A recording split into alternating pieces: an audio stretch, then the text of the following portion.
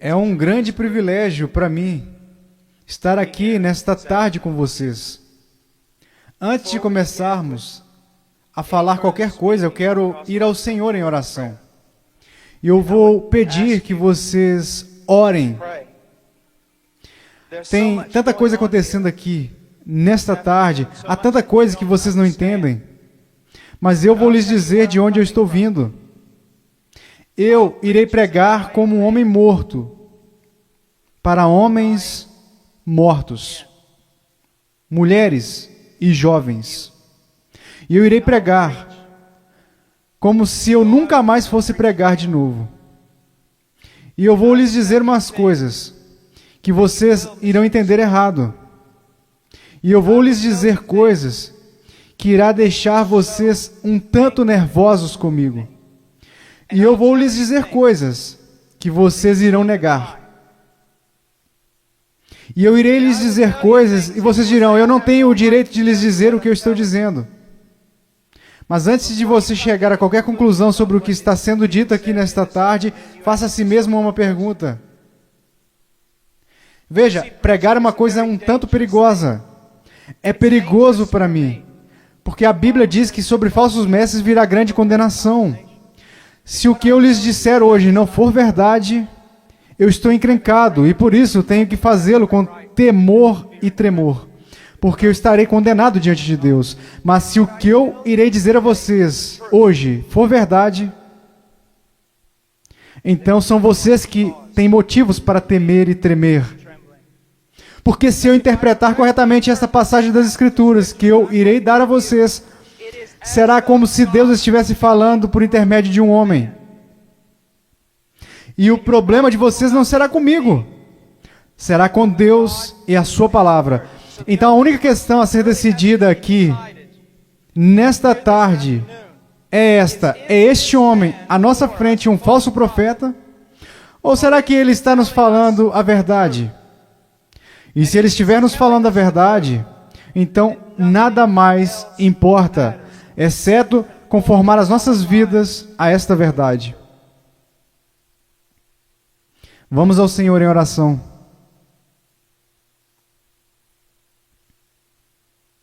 Pai,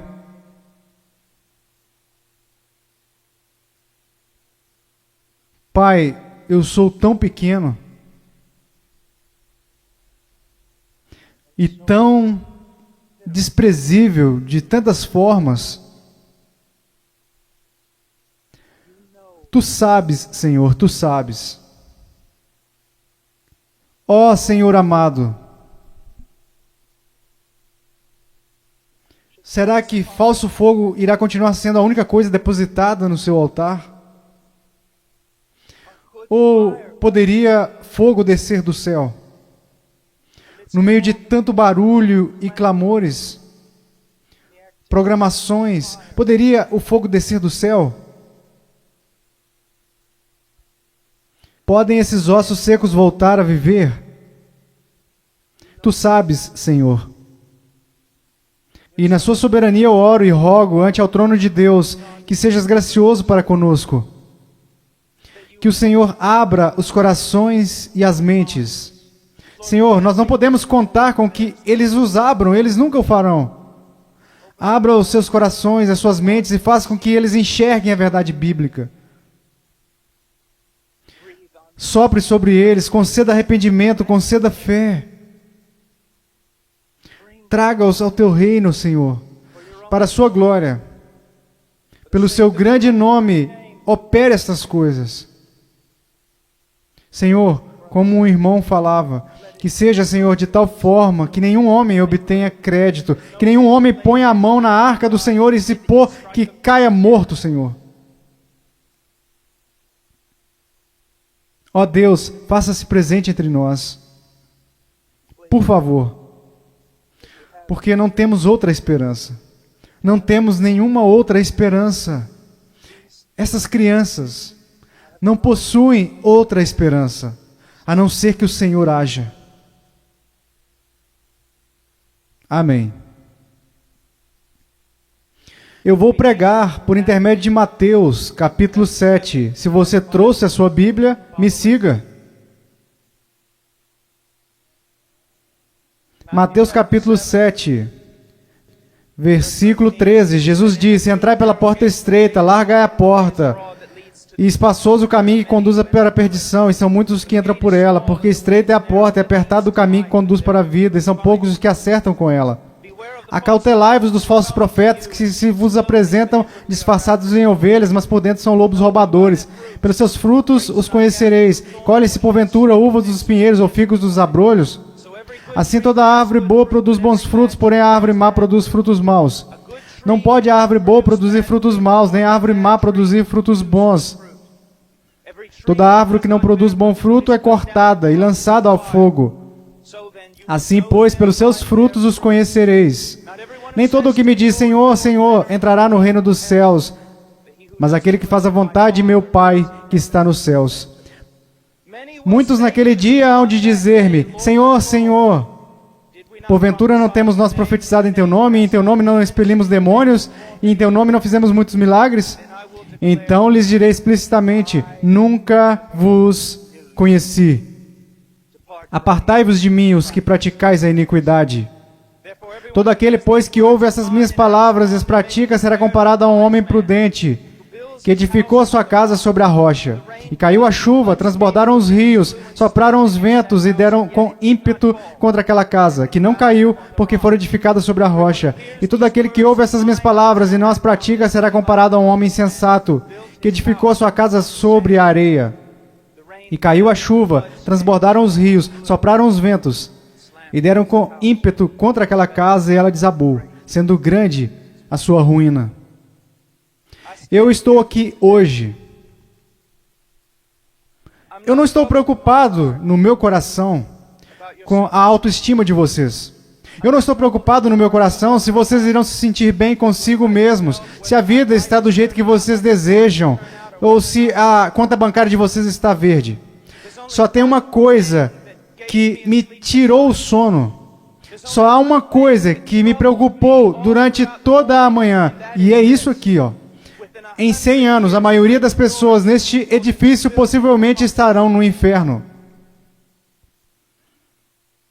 E muitos que até mesmo professam Jesus Cristo como Senhor irão passar a eternidade no inferno. E você diz: pastor, como você pode dizer uma coisa como essa? Eu posso dizer uma coisa como essa porque eu não realizo meu ministério nos Estados Unidos. Eu prego a maior parte do tempo na América do Sul, na África, no leste europeu. E eu quero que vocês saibam que quando olham para o cristianismo americano, ele é mais baseado em uma cultura sem Deus do que na palavra de Deus. E tantas pessoas são enganadas, e tantos jovens são enganados, e tantos adultos são enganados em crer que por terem feito uma oração, uma vez em suas vidas, eles irão para o céu. Então, quando eles olham ao redor e enxergam outros que confessam a Cristo e veem essas pessoas tão mundanas quanto o mundo, e se comparam uns com os outros, nada perturba os seus corações. Eles pensam: bem, eu sou igual à maioria do meu grupo de jovens. Eu vejo coisas que não deveria ver na TV, eu dou risada das coisas que Deus odeia, eu uso roupas sensuais, eu falo como o mundo, eu ando como o mundo, eu amo a música do mundo, eu amo tantas essas coisas do mundo, mas graças a Deus eu sou um cristão. Porque eu sou um cristão, eu não pareço diferente da maioria das pessoas da minha igreja. Por que eu sou um cristão? Porque houve uma vez na minha vida que eu fiz uma oração e pedi para Jesus entrar no meu coração. Eu quero que vocês saibam que a maior heresia na igreja evangélica protestante americana é que se você orar e pedir para Jesus Cristo entrar no seu coração, Ele definitivamente entrará. Vocês não irão encontrar isso em nenhum lugar das Escrituras. Vocês não irão encontrar isso na história batista até 50 anos atrás. O que vocês precisam saber é que a salvação é pela fé, e somente pela fé em Jesus Cristo. E a fé somente em Jesus Cristo é precedida e seguida pelo arrependimento. Um abandono do pecado, um ódio pelas coisas que Deus odeia e um amor pelas coisas que Deus ama. Um crescimento em santidade e um desejo, não de ser como a Britney Spears, não de ser como o mundo, e não de ser como a maioria dos cristãos americanos, mas de ser como Jesus Cristo.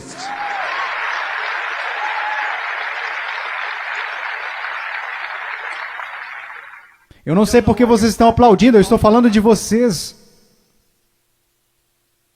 Eu não vim aqui para ouvir améns. Eu não vim aqui para receber aplausos, eu estou falando de vocês. Muitas vezes as pessoas vêm a mim e dizem, eu adoraria segui-lo até a Romênia, eu queria te seguir até a Ucrânia, eu adoraria pregar onde você prega e onde plantou igrejas no Peru, na floresta. E eu digo, não, você não iria.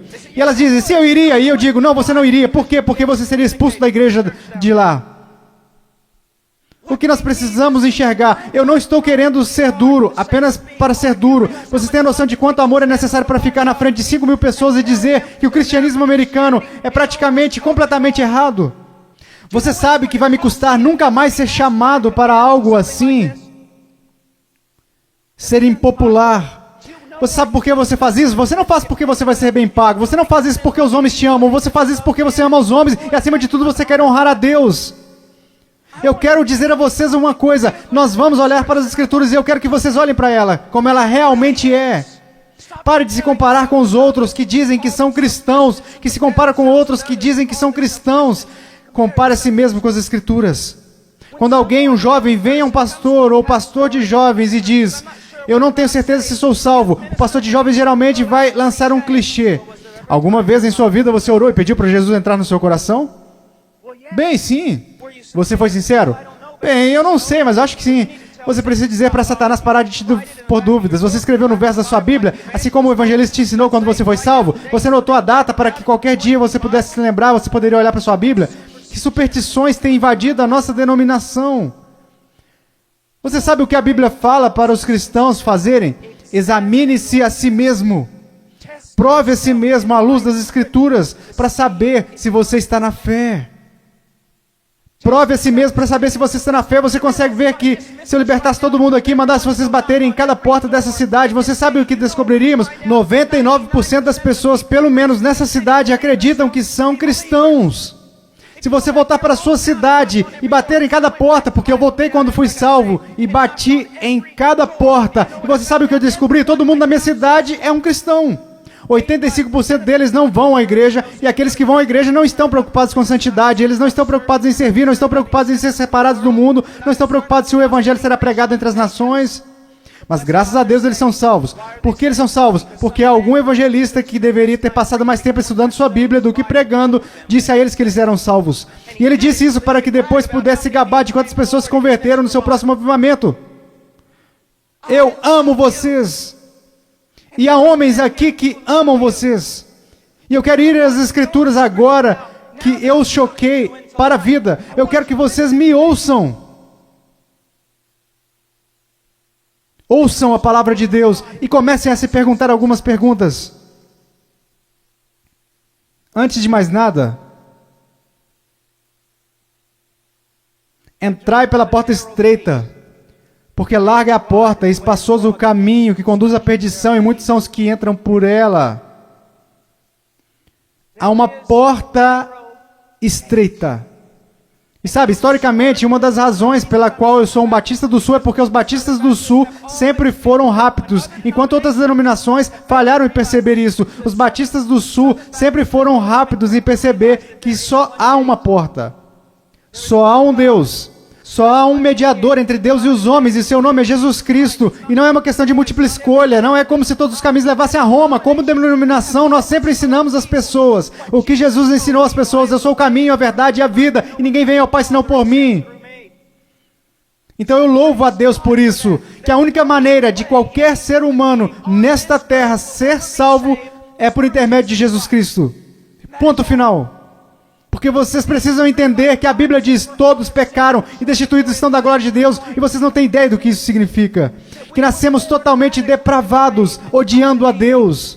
Que nós nunca buscaríamos a Deus, nunca iríamos a Deus, nós nos rebelamos contra Deus, quebramos toda a lei. Não é só uma questão do que você já pecou, a questão é: você nunca fez nada além de pecar.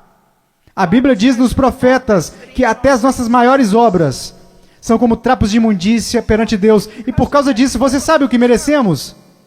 A ira de Deus. O ódio santo de Deus. E vocês dizem: espere um pouco, Deus não pode odiar ninguém, Deus é amor. Não, meu amigo. Você precisa entender uma coisa. Jesus Cristo ensinou, os profetas ensinaram, os apóstolos ensinaram isso. que a não ser a graça de Deus revelada em Jesus Cristo, nosso Senhor, a única coisa que resta para você é a ira, a violenta ira de Deus, por causa da sua rebelião e dos seus pecados. Quando falam em universidades, eles sempre são rápidos em dizer, não, Deus não pode odiar porque Deus é amor. Mas eu digo, Deus tem de odiar porque Ele é amor. Veja, eu amo crianças, portanto odeio o aborto. Se eu amo o que é santo, devo odiar o que não é santo.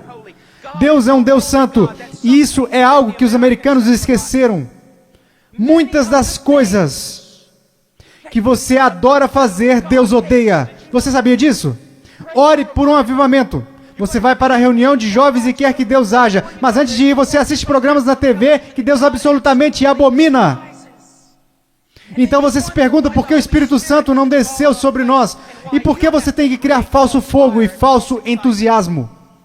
Porque Deus não está presente, Deus é um Deus santo, e a única maneira pela qual eu e você poderíamos nos reconciliar com o Deus santo é pela morte do Filho unigênito de Deus, quando Ele foi pendurado naquela cruz. Agora me escute, se você hoje é um salvo, você não foi salvo porque os romanos e os judeus rejeitaram a Jesus.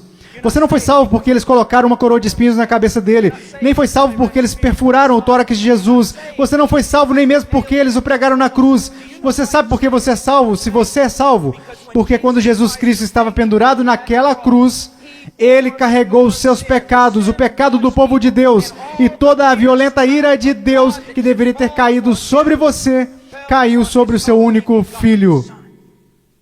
Alguém tinha que pagar o preço. Alguém tinha que morrer. Foi Deus o Pai quem o esmagou. O seu único filho, de acordo com Isaías 53. Ao Senhor agradou moê-lo. As pessoas dizem, a cruz é um sinal de quanto o homem é valioso. Isso não é verdade. A cruz é um sinal de quão depravados nós realmente somos, que levou à morte o Filho único de Deus. A única coisa que poderia salvar pessoas como nós foi a morte do único Filho de Deus, sob a ira de seu próprio Pai, pagando o preço, levantando dentre os mortos, poderoso para salvar. Este é o Evangelho de Jesus. Agora, o que você é chamado para fazer? Você diz, entrar pela porta estreita. Como você faz isso? Jesus disse, o tempo é chegado, o reino de Deus se aproxima. O que você deve fazer? Em Marcos, ele nos diz, arrependa-se e creia no Evangelho. Você diz, irmão Paul, eu fui salvo orando e pedindo para Jesus entrar no meu coração. E eu tenho certeza que você fez isso. Mas você não foi salvo por uma fórmula mágica ou por causa de algumas palavras que você repetiu. Você foi salvo porque se arrependeu dos seus pecados e creu. E não foi uma coisa isolada. Você continua fazendo isso hoje em dia. Porque Jesus, numa tradução mais correta deste versículo, ele falou, o reino de Deus se aproxima, o tempo é chegado. Agora, passem o resto de suas vidas se arrependendo de seus pecados e crendo em mim. A conversão não é como uma vacina. Ah, eu já fiz isso. Ah, eu me arrependi. Eu já criei. A questão é, meu amigo, você continua se arrependendo dos seus pecados? Você continua crendo?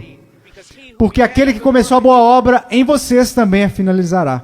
Ele irá finalizar. Nós, os batistas, pregamos que você deve ir por essa única porta que é Jesus Cristo. Mas nós batistas do Sul esquecemos uma coisa, e eu quero que pastores de jovens e outros líderes me escutem. Pais, nós esquecemos um ensinamento muito importante do Evangelho. Diz que não apenas a porta é estreita, mas o caminho também é estreito. O que basicamente fazemos é conduzir uma pessoa a Cristo, ou conduzimos alguém a uma oração, e aí essa pessoa passa o resto da vida vivendo igual ao mundo. E se você quiser negar isso, eu posso trazer as estatísticas para te provar.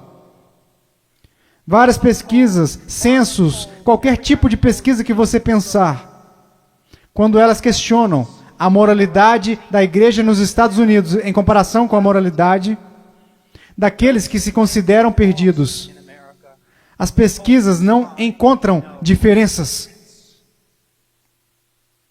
Veja, estes são apenas dados, não tem nada a ver com a interpretação religiosa, são estatísticas. Livros e mais livros têm sido escritos incessantemente por teólogos, filósofos, sociólogos e etc. O que está acontecendo na igreja? Descobrimos que o aborto na igreja é tão prevalente quanto no mundo. O divórcio é tão prevalente, a imoralidade. Vocês sabem, assim como eu, que há jovens aqui neste momento que estão praticando imoralidade e ainda assim adorando a Deus como se nada estivesse acontecendo. Vocês sabem que há jovens aqui que estão usando drogas e indo para a reunião de jovens da igreja. Vocês sabem, vendo e fazendo coisas que não são apropriadas para cristãos. E ainda assim eles vão para a reunião de jovens convencidos de que estão satisfeitos, convencidos de que são salvos. E ninguém está falando nada a não ser isso. Eles são cristãos carnais. Eles são cristãos de verdade. Só são carnais. Essa é uma doutrina que começou num seminário batista, que não era um seminário dos batistas do sul, muitas décadas atrás. Essa doutrina não é bíblica e não é histórica. Meu caro amigo, ser cristão carnal não existe. Você diz, espera um pouco, irmão Paul. 1 Coríntios capítulo 3. Não sois porventura carnais, Paulo disse. Não. Isso foi o que Paulo disse. Mas você precisa ler o livro todo para saber o que ele queria dizer. Um dos nossos problemas, juventude, escute. A maior parte do nosso cristianismo é baseado em clichês que lemos nas camisetas cristãs. A maior parte do nosso cristianismo vem das músicas e não da Bíblia. A maior parte das coisas que a gente crê ser verdade é ditada pela nossa cultura e não pela Bíblia. A Bíblia não ensina que uma pessoa pode ser um cristão genuíno e viver constantemente em carnalidade, perversidade, pecaminosidade todos os dias de sua vida. Mas a Bíblia ensina que o cristão genuíno recebeu uma nova natureza. O cristão genuíno tem um pai que o ama, que o disciplina, que cuida dele e que se importa com ele. O meu coração está quebrantado, porque vocês sabem tanto quanto eu, jovens. Não sejamos hipócritas, não vamos esconder a verdade. Há muita gente assim, você os conhece, você pode ser um deles, ou ao menos sabe que tem um no seu grupo de jovens. Eles vão às reuniões, eles fazem todas as coisas, mas em seus corações eles são tão depravados quanto se pode ser. Não há diferença, não há luz. Tudo que o mundo faz, eles também fazem, e está tudo ok. Meu amigo, isso não é cristianismo. Eles não estão correndo perigo de perder o galardão, eles estão correndo perigo de ir para o inferno. Eles não conhecem a Deus. O que nós ensinamos? Quando foi a última vez que você ouviu alguém falar que não existe apenas uma porta estreita, mas também um caminho estreito? Jesus indica que um dos principais sinais para saber se você é um cristão genuíno é se você caminha no caminho estreito. Você sabe qual é o sinal para saber se você é um cristão na América? Você fez uma oração alguma vez. Não é incrível? O que você se pergunta quando duvida da sua salvação? Se você fez uma oração de salvação uma vez, o que as Escrituras ensinam? Examine a si mesmo, testifique nas Escrituras para saber se você está na fé, porque um cristão será diferente. Estou dizendo que um cristão está sem pecado? Não, porque aprendemos em 1 João que os cristãos pecam, e se dissermos que não conhecemos o pecado, não conhecemos a Deus, não andamos na luz. Então qual é a diferença? Aonde eu quero chegar? Eu estou chegando até aqui. Se você é genuinamente um cristão nascido de novo, um filho de Deus, você irá caminhar pelo caminho da justiça, como um estilo de vida. E se você se desviar desse caminho de retidão, o Pai irá até você. Ele irá te disciplinar, ele vai te colocar de volta naquele caminho. Se você professa que entrou pela porta estreita, mas você continua andando pelo caminho largo, assim como todos da sua escola, assim como todos que são carnais e depravados, a Bíblia quer que você saiba que você deveria ficar terrivelmente amedrontado, porque você não conhece a Deus. Eu temo homens que passam a maior parte de suas vidas dizendo a outras pessoas que elas são salvas. Eu tenho temor por vocês, se vocês já fizeram isso. Você não diz às pessoas que elas são salvas, você diz a elas como serem salvas. Deus as diz se elas são salvas. O que nós esquecemos de acreditar é que a salvação é uma obra sobrenatural de Deus. E aqueles que estão sendo genuinamente convertidos e regenerados pelo poder do Espírito Santo serão novas criaturas. A Bíblia diz, pelo que se alguém está em Cristo, nova criatura é. Então, nós encontramos aqui nas Escrituras que há uma porta estreita e um caminho estreito. Estamos caminhando para o versículo 16, quer dizer, versículo 15. Acautelai-vos, porém, dos falsos profetas que vêm até vós vestidos de ovelhas, mas interiormente são lobos. Por seus frutos os conhecereis. Uma das coisas que vocês precisam entender é isso. Uma coisa que um homem sábio me disse há muito tempo. Paul, o seu melhor amigo é aquele que te diz as maiores verdades. Nos Estados Unidos, nós nos tornamos tão cheios de não me toques que ninguém pode nos repreender. Ninguém pode nos dizer que estamos errados. E ministros, líderes também têm acreditado nessa mentira. Nós não queremos ofender. Nós queremos ser amigáveis. O que você precisa entender é que só há um amigo verdadeiro e seu nome é Deus. E se você quer ser amigo de alguém na sua igreja, você precisa ser amigo de Deus. E você precisa estar mais preocupado com a glória de Deus do que você está com as atitudes dos homens. E outra coisa que você precisa entender é que a pessoa que te ama mais é a que vai te falar as maiores verdades. Uma das grandes marcas diferenciais de um falso profeta é que ele sempre vai falar o que você quer ouvir. Ele nunca vai estragar a sua festa. Ele vai fazer você continuar batendo palmas, pulando, vai fazer você ficar atordoado, ele vai te manter entretido.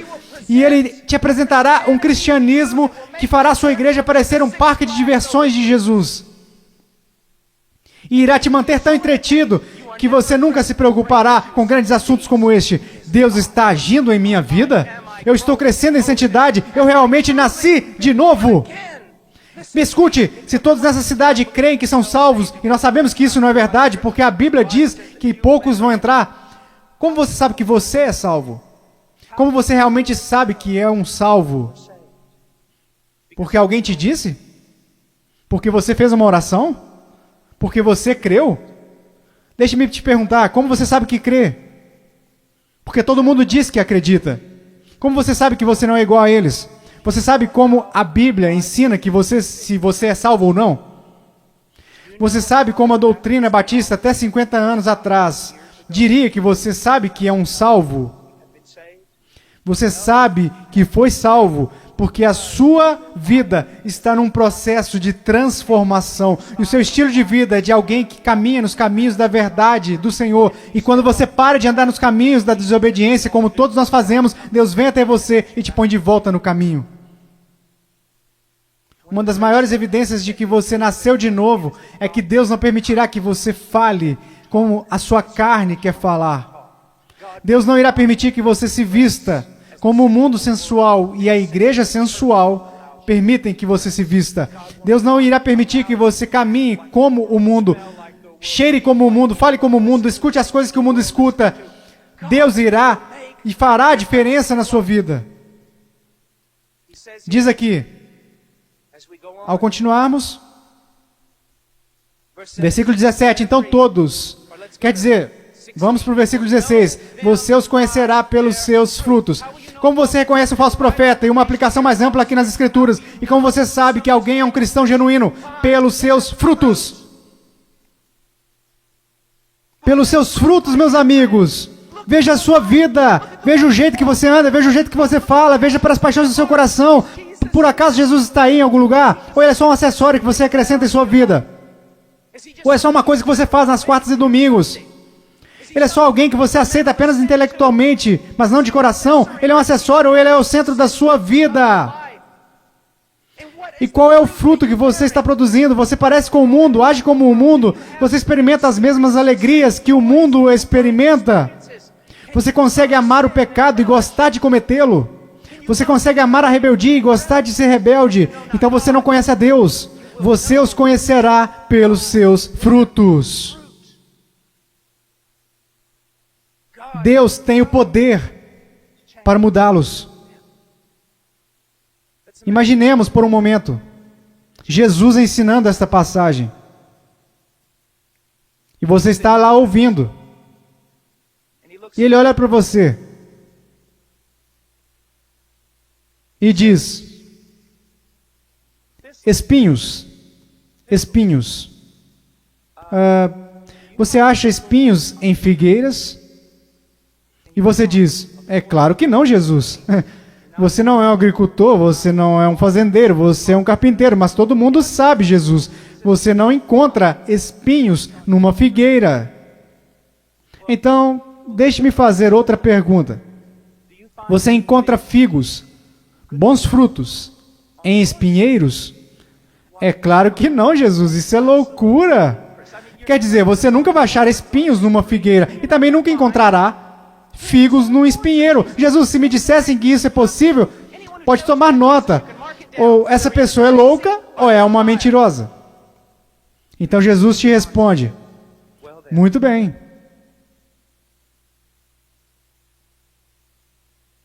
Aqueles que se dizem meus discípulos, mas dão maus frutos, não seria o mesmo que dizer que ou eles estão mentindo, ou que estão loucos em fazer tal afirmação?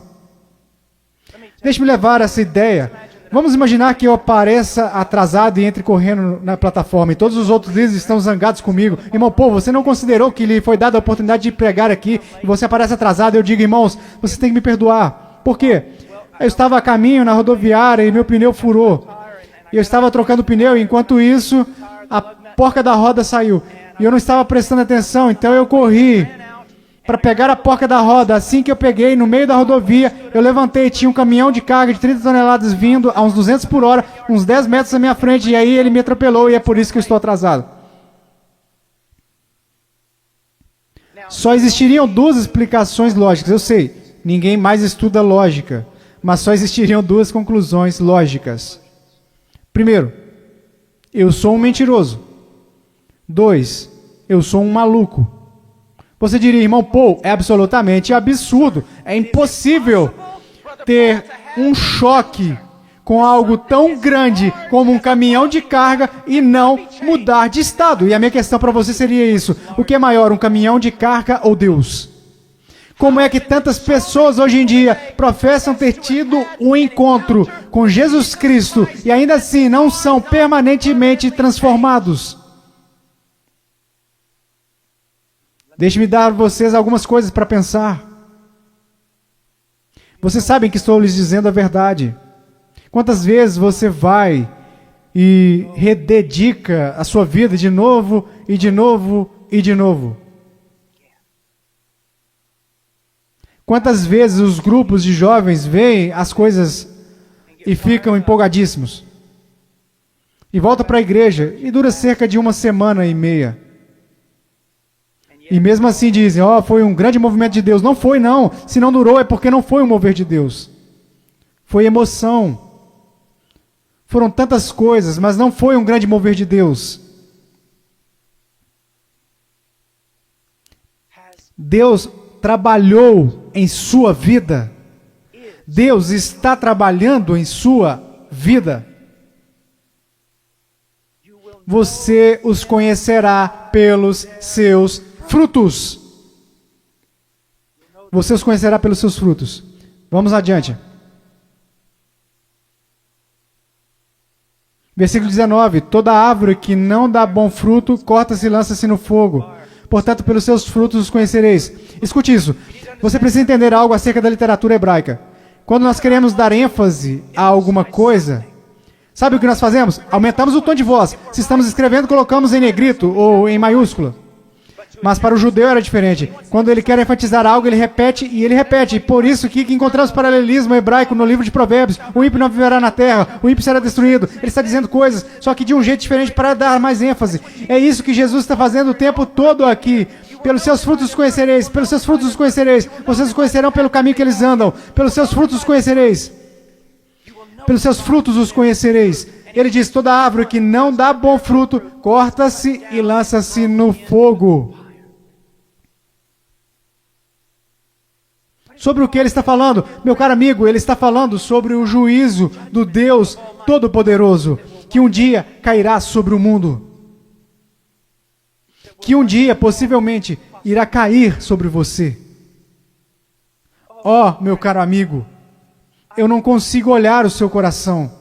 Eu sou tão facilmente enganado pelo meu próprio coração. Mas há um que não é enganado. Há um que não é enganado. E ele não é enganado por uma cultura cristã pós-moderna. Ele sabe. Pelos seus frutos os conhecereis. Então ele continua.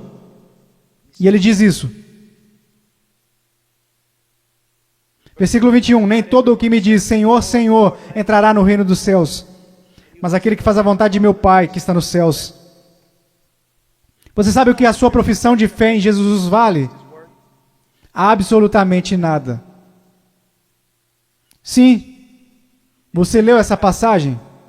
Estude ela. Nem todo o que me diz Senhor, Senhor, nem todos que professam Senhor, Senhor, entrará no reino dos céus. Muitas pessoas dirão Senhor, Senhor, mas não entrarão no reino dos céus. Meus filhinhos, você é um deles. Senhor, Senhor. Agora, vamos voltar para a literatura hebraica. Ele diz Senhor, Senhor, ele não diz Senhor. Ele diz Senhor, Senhor. O que significa? Esse sujeito que está fazendo essa profissão não é alguém que de repente decidiu. É o dia do juízo, é melhor confessá-lo como Senhor. Essa é uma pessoa que professa enfaticamente aos outros que Jesus é o Senhor. Ele anda por aí dizendo que Jesus é o Senhor. Ele dança enquanto os músicos estão tocando e diz que Jesus é o Senhor. Ele canta dizendo Senhor, mas Jesus diz a ele, afasta-te de mim, eu não te conheço. Billy Graham é uma das pessoas mais amáveis e bondosas. E ainda assim, ele disse que a maioria das pessoas das igrejas confessionais estão perdidas. Ele disse que ficaria feliz se ao menos 5% das pessoas que fizeram uma profissão de fé em suas cruzadas evangelísticas fossem de fato salvas. Quando estou na Nigéria, eu estive lá no ano passado visitando a mãe cujo filho estava em nossa igreja e que foi assassinado por muçulmanos. No norte da Nigéria, se alguém confessa a Jesus Cristo, você meio que já sabe que é verdadeiro. É real. Por quê? Porque eles podem morrer por causa dessa confissão. Mas na América, considere os custos. Pense, examine a sua vida à luz das Escrituras. Você conhece o Senhor? Você conhece o Senhor? Porque nem todo o que me diz Senhor, Senhor, entrará no reino dos céus. Mas o que ele diz aqui? Veja o que ele está dizendo. Nem todo o que me diz Senhor, Senhor entrará no reino dos céus, mas aquele que faz a vontade de meu Pai que está nos céus. Qual é o sinal de que alguém se tornou um cristão genuíno? Eu gostaria que nós começássemos a ensinar isso de novo. O que aconteceu com a nossa teologia, o que aconteceu com a nossa doutrina, o que aconteceu com o nosso ensino, foram jogados pela janela. Ninguém mais quer estudar doutrinas, só queremos escutar músicas cristãs e ler as frases de camisetas. O que aconteceu com a verdade? A verdade te diz isso. A prova, a maneira que você pode ter certeza que você é um cristão que nasceu de novo, é que você tem como estilo de vida agir segundo a vontade do Pai. E você diz, você está falando de obras? Não, eu não estou. Eu estou falando de evidência de fé. Funciona mais ou menos assim. Sua profissão não é prova alguma de que você nasceu de novo, porque todos neste país professam ter fé em Jesus Cristo. Uma pesquisa diz que 65% a 70% dos americanos são salvos. Cristãos nascidos de novo. O país mais sem Deus na face da terra. Mata 4.000 bebês por dia, mas graças a Deus, 70% de nós são nascidos de novo. Como você sabe que esta fé que você tem não é falsa? Um estilo de vida que está preocupado em fazer a vontade do Pai, que faz a vontade do Pai. E quando você desobedece à vontade do Pai, o Espírito Santo vem e te repreende pessoalmente, por intermédio da palavra de Deus, ou por intermédio de um irmão ou irmã em Cristo. E Deus te põe no caminho de novo. Se você é um cristão genuíno, você não pode escapar dele. Deixe-me dar um exemplo. Se eu fosse seu pastor e você tivesse, digamos, 14 anos, eu estivesse voltando de uma pregação à 1 da manhã e te visse em um parque ou em uma esquina qualquer com um bando de delinquentes, fazendo coisas que você não deveria estar fazendo. Se você fosse membro de nossa igreja, eu diria, entre no carro, eu vou te levar para sua casa. Eu não ficaria bravo com você, eu ficaria bravo com seu pai. Eu diria a ele, Senhor, você é um pai negligente e irresponsável por deixar o seu filho fora de casa em tais circunstâncias. Eu quero que vocês entendam uma coisa, Deus não é um pai irresponsável ou negligente. Se você pode brincar com o pecado, se você pode amar o mundo, amar as coisas do mundo, sempre está envolvido com o mundo, fazendo as coisas do mundo. Se os seus heróis são pessoas do mundo, se você quer parecer com eles, agir como eles, se você faz as mesmas coisas que eles fazem, meu caro amigo, ouça a minha voz, há uma grande probabilidade de você não conhecer a Deus e de não pertencer a Ele. Agora, para finalizar, Versículo 22, muitos me dirão naquele dia, Senhor, Senhor, não profetizamos nós em Teu nome? E em Teu nome não expulsamos demônios? E em Teu nome não fizemos muitas maravilhas? Então lhes direi abertamente, nunca vos conheci. Você diz, a coisa mais importante na face da terra é conhecer a Jesus Cristo. E isso não é verdade. A coisa mais importante na face da terra é que Jesus Cristo te conheça. Eu não entraria na Casa Branca amanhã só porque eu fui até o portão e disse que eu conheço o presidente. Mas eles me deixarão entrar se o presidente falar, eu conheço o Paul Washer. Você pode professar conhecer Jesus, mas a minha pergunta para você é, você conhece Jesus? Jesus te conhece? E veja como ele descreve o homem perdido aqui. Ele diz, apartai-vos de mim, vós que praticais a iniquidade. Em grego, anomia. Uma partícula negativa. A, não, sem. A palavra nomos, lei, não lei, sem lei. E é isso que significa. Deixe-me dar a vocês uma tradução. Apartai-vos de mim. Me escute. Se eu pudesse sair daqui e te abraçar falando isso, eu fazia isso. Me escute! Ele diz, apartai-vos de mim, vocês que dizem ser meus discípulos, que me confessam como Senhor, porém vivem como se eu nunca tivesse lhes dado uma lei para obedecerem. Eu acabo de descrever a grande maioria dos cristãos da América. Se alguém começa a falar de lei, se alguém começa a falar de princípios bíblicos sobre o que devemos fazer e o que não devemos fazer, como devemos viver e como não devemos viver, todos começam a exclamar, legalista, legalista. Mas Jesus disse, apartai-vos de mim, vocês que viveram, me chamaram de Senhor, contudo viveram como se eu nunca tivesse lhes dado uma lei para seguirem.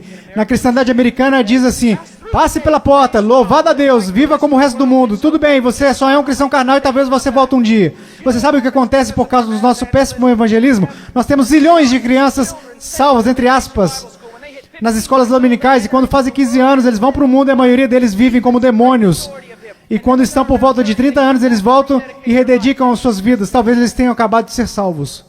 Porque, amigos, é mais do que você contar a alguém que você é salvo, porque sabe que Jesus é Senhor. Satanás sabe que Jesus é Senhor. A sua vida está em processo de mudança. Então ele começa a falar sobre duas pessoas, duas fundações. Você sabe o que é essa passagem na interpretação contemporânea? É importante estudar teologia, é importante estudar história. A interpretação atual dessa passagem sobre a rocha e a areia é basicamente isso. Se você é cristão, você precisa construir vida sobre a rocha. Porque se você construir a sua vida sobre a areia, você será um cristão infeliz e sua vida não dará certo. Isso não é o que Jesus está ensinando. E a história me apoia nisso. Quase nunca foi interpretada dessa forma. Você sabe qual é a interpretação? É assim. Há dois caminhos. Há o caminho estreito e o caminho largo. Em qual você está? Há dois tipos de árvores. Tem a árvore que dá bons frutos e que vai para o céu. Tem a árvore má, e você sabe que é má porque dá maus frutos e vai para o inferno. Será cortada e lançada para o inferno. Há aqueles que professam Jesus como Senhor e fazem a vontade do Pai que está no céu. E há aqueles que professam Jesus como Senhor e que não fazem a vontade do Pai que está no céu. E eles irão para o inferno. Não por falta de obras, mas por causa de uma falta de fé demonstrada pelo fato de que eles não tinham obras. E ele continua. Não são dois cristãos construindo suas casas em duas fundações diferentes. Não, esses novamente são um homem salvo e um homem perdido.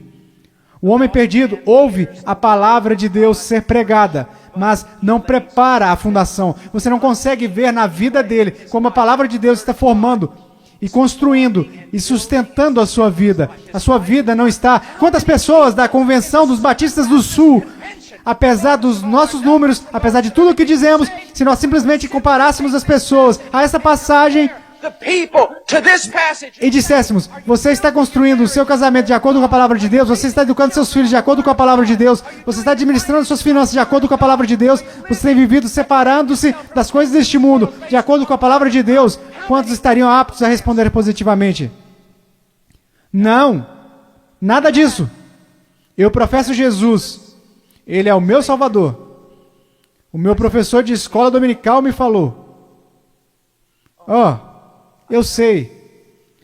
Assim como Leonardo Ravenhill, um conhecido meu, que antes de falecer costumava dizer: eu preguei uma só vez em várias igrejas batistas. Eu prego em muitos lugares como esse, somente uma vez. Eu poderia vir aqui hoje com um vocabulário que iria impressionar todos vocês e pregar para vocês sobre coisas que fariam vocês saírem flutuando deste auditório. Eu poderia contar a vocês histórias que fariam vocês rirem, histórias sobre cachorros e vovós que fariam vocês chorarem, mas eu os amo demais para fazer isso. Eu sei, porque a palavra de Deus é verdade, que há pessoas que acreditam ser salvas, mas não são. Não são. Eu sei que há alguns de vocês que olham ao redor e pensam: ora, eu sou salvo, quer dizer, eu pareço com todo mundo do meu grupo. O que faz você pensar que o seu grupo é salvo? Ora, eu sou como meus pais, ou eu sou como os adultos da minha igreja, ou os diáconos, ou o pastor. E de que adianta? Você não será julgado por eles no dia da vinda de Cristo.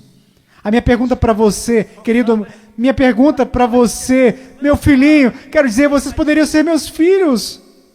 E eu oro para que um dia, quando o meu filho crescer, que haja um pregador que fique diante dele e diga: basta!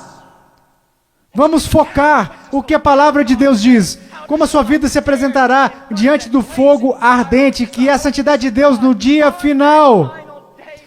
Amado, amada, preciosa menina, amado, precioso jovem, no dia final a sua confissão permanecerá verdadeira.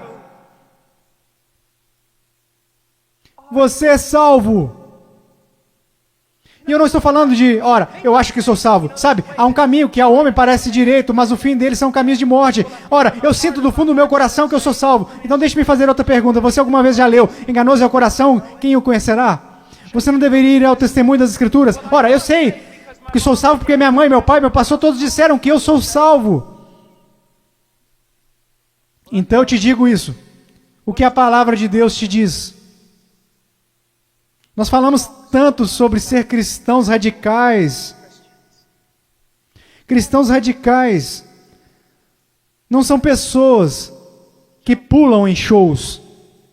Cristãos radicais não são pessoas que usam camisas gospel. Cristãos radicais são aqueles que carregam os frutos do Espírito Santo.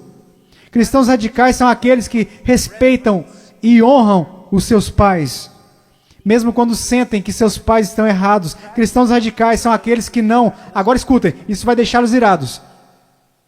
E eu estou falando com garotos e garotas. Cristãos radicais são aqueles que não se vestem sensualmente para mostrar os seus corpos.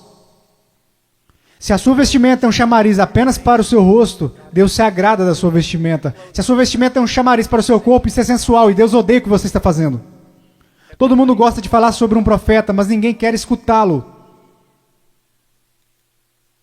Eu estou falando sobre cristianismo. Eu passei minha vida em selvas. Eu passei minha vida congelando nos Andes. Eu vi pessoas morrerem. Um garotinho, Andrew Miner. Os muçulmanos retiraram 5 vezes o seu estômago e o deixaram morrer na calçada simplesmente porque ele exclamava: eu estou com tanto medo, mas eu não posso negar a Jesus Cristo. Por favor, não me matem, mas eu não o negarei. E ele morreu numa poça de sangue. E vocês falam sobre ser cristãos radicais porque vocês usam camisas de gospel e vão a um congresso. Eu estou falando sobre santidade. Eu estou falando sobre ser cheio de Deus. Você sabe o que seria o mover de Deus neste local? Se todos vocês caíssem debaixo de convicção, se eu mesmo caísse sob convicção pelo Espírito Santo e nos prostássemos e chorássemos, pois assistimos coisas que Deus odeia. Pois usamos coisas que Deus odeia. Pois nós agimos como o mundo, parecemos como o mundo, cheiramos como o mundo. Fazemos as mesmas coisas que o mundo e não sabemos que fazemos essas coisas porque não conhecemos a palavra de Deus. Porque mesmo que falemos como uma denominação, que a Escritura é infalível, a palavra de Deus, só o que ganhamos basicamente é um monte de ilustrações, histórias e novelinhas. Oh, que Deus brilhe, resplandeça neste lugar. Que viremos nossas costas para o pecado, que renunciemos às coisas que desagradam a Deus, e então que corramos para Ele e alegremos-nos nele e que venhamos amá-lo. Que Deus levante missionários. Eu não desejo a vocês o mesmo que seus pais. Eles querem segurança e boas casas para vocês. Eles querem que vocês tenham carros e respeito. Eu quero para vocês as mesmas coisas que quero para o meu filho. Que um dia ele pegue uma bandeira, a bandeira de Jesus Cristo, e coloque-a no monte onde ninguém esteve antes. E que ele clame, Jesus Cristo é Senhor, mesmo que isso custe a sua vida. Se quando ele tiver 18 anos me disser as mesmas coisas que eu disse quando eu era jovem, eu vou para os montes, eu vou para a selva, e as pessoas disserem, você não pode ir, você está maluco, é uma guerra lá, você vai morrer, eu vou. Quando aquele rapaz colocar a sua mochila nas costas, eu vou orar por ele e dizer, vá, vá, Deus seja contigo, e se você morrer, meu filho, eu te vejo do outro lado, e irei honrar a sua morte. Oh Deus, vamos orar, vamos orar. Oh Deus, eu não me importo com reputação, eu não me importo com o que os homens pensam, eu quero que o Senhor seja honrado, eu quero que esses jovens sejam salvos, eu quero que os salvos parem de olhar para um cristianismo cultural, e que o Senhor odeia, que cuspirá fora de sua boca, e que eles olhem para a sua palavra e digam, eu seguirei a Jesus. Ó Deus, eu oro pelos ministérios de jovens e pastores e oro para que o Senhor os encha com espírito de sabedoria, amor e coragem e discernimento. E querido Deus, custe o que custar, eu oro para que o Senhor levante missionários. Ao olhar para esses garotos, eu não posso evitar de pensar no meu filhinho. Ó Deus, que o Senhor salve o Ian e que eu levante o mande para a pior parte da batalha. Ó querido Deus, levante missionários aqui. Levante missionários, levante pregadores e pastores, e embaixadores, evangelistas, que conheçam a palavra de Deus. Oh Deus, trabalhe neste lugar, por favor, trabalhe neste lugar, amado Deus. Por favor, por favor, por favor, por favor. Agora com todas as cabeças baixas. Há alguém aqui, hoje à noite, que gostaria de dizer, irmão Paul, eu tenho vivido uma mentira. Eu digo que sou cristão, mas eu amo o mundo. Eu pareço com o mundo. Eu cheiro como o mundo e eu me odeio por conta disso. Irmão Paul, eu estou tão cansado deste cristianismo que eu tenho vivido. Eu estou cansado disso. Eu estou cansado disso. Eu quero ser salvo. Eu quero ser salvo. Eu só quero que levantem. Irmão Paul, eu quero ser salvo. Amém. Alguém mais? Eu quero ser salvo.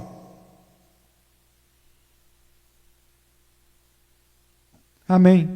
Amém.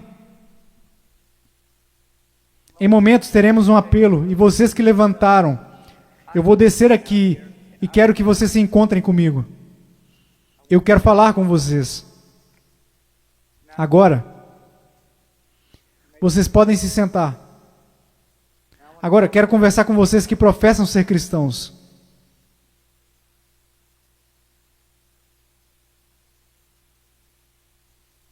A sua vida honra a Jesus Cristo? Você está olhando em sua palavra para descobrir como deve viver? Eu oro de todo o coração. A única coisa que irá salvar a igreja na América, só há duas possibilidades. Uma é uma reforma total em nossas pregações e de nosso estudo da palavra de Deus. E a outra é uma perseguição feroz e horripilante. E essa é a única coisa que irá salvar a igreja na América. Eu oro. Oro para que vocês retornem à palavra. Eu oro. Ouçam-me, jovens. Vocês precisam dizer, ok, como eu devo proceder perante meus pais? Vá à palavra, descubra, obedeça. Como devo me vestir? Vá à palavra, descubra, obedeça. Como devo falar? O que devo escutar? Ponha cada pensamento, palavra e ato em sujeição a Jesus Cristo. Agora, eu não vou pedir para que você levante, porque eu estou tão cansado de pessoas virem à frente e assumirem compromissos, e esses compromissos durarem apenas 2 minutos. Eu não estou aqui para poder escrever na minha revista que zilhões de vocês vieram à frente. Eu quero que você vá para casa e viva para Jesus Cristo com todo o seu coração. Mas se você precisa de aconselhamento, você dirá, irmão Paul, eu quero viver para Jesus Cristo, mas eu não sei como. Em minutos, nós iremos fazer um convite e eu quero que você venha à frente. Não para assumir um compromisso. Se quiser assumir algum compromisso, faça isso daí de onde você está sentado.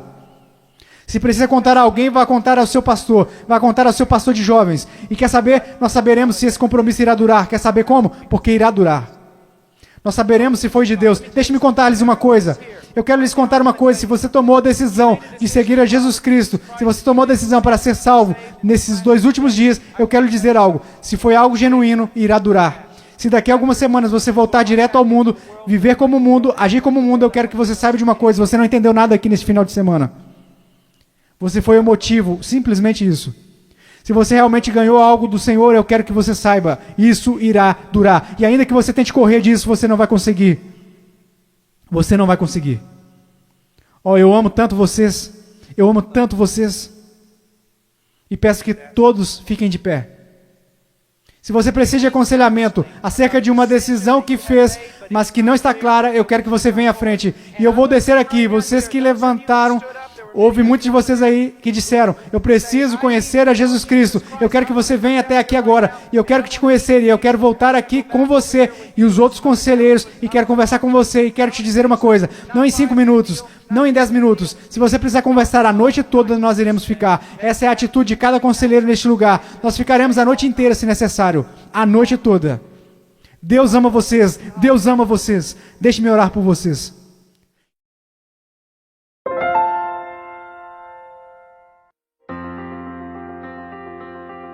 Please visit our website at heartcrymissionary.com. There you will find information about the ministry, our purpose, beliefs and methodologies, and extensive information about the missionaries we are privileged to serve.